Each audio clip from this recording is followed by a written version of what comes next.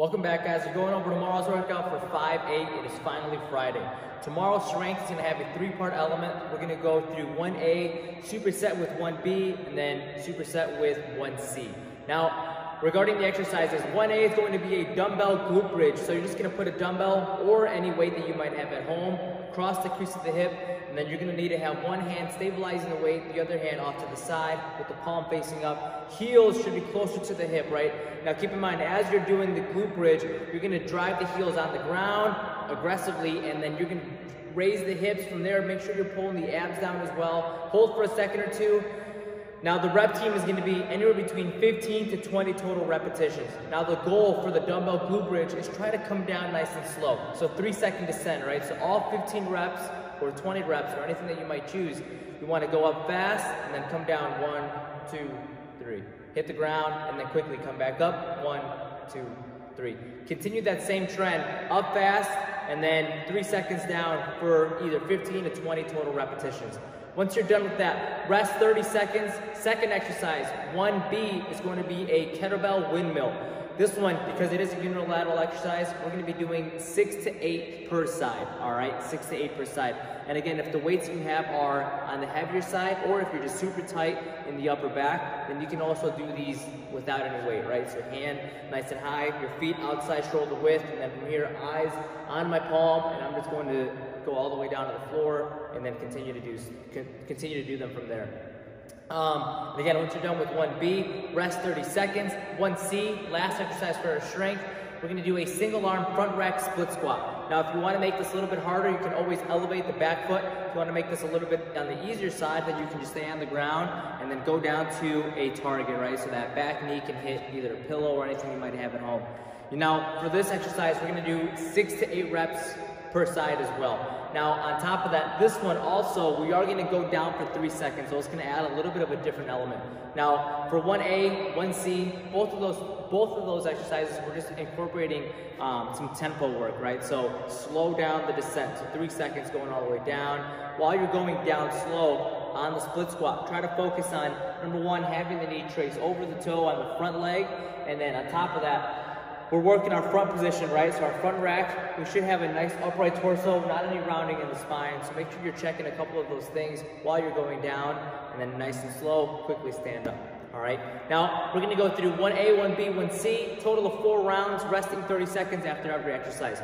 Once you are done with the strength conditioning, it's gonna be 3 different movements. We're gonna be descending and then ascending in reps. So the reps are gonna be 12, 10, 8, 6, 4, 2, 4, 6, 8, 10, 12. So you're gonna go all the way down in 2s from 12, and then go all the way back up from 2 to 12, all right? Now, we're gonna start off by doing a single arm dumbbell deadlift. This can also be done with a kettlebell, anything you might have at home. We're just gonna hold it in a suitcase position, neutral spine. You're gonna go down, recommended would be, number 1, just past the knee or even to the floor. However, with a dumbbell, especially if you have a smaller dumbbell, just know that for you to reach down to the floor, it might even promote rounding in the lumbar spine, and it's clearly not what you wanna do.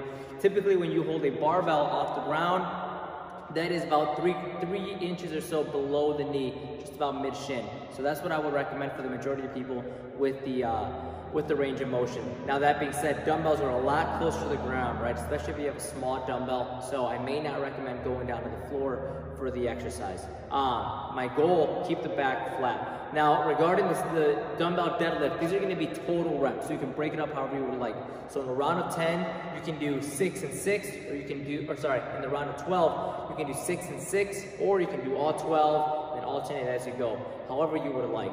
The sit-ups, clearly these are just gonna be butterfly style, so hands over your head, touch the ground, and then swing them aggressively. Make sure the shoulder, as you come up, passes the crease of the hip. Air squats, again, pace them as you would, as you regularly would, right? Sets of 10, 8, 6 may not be as hard.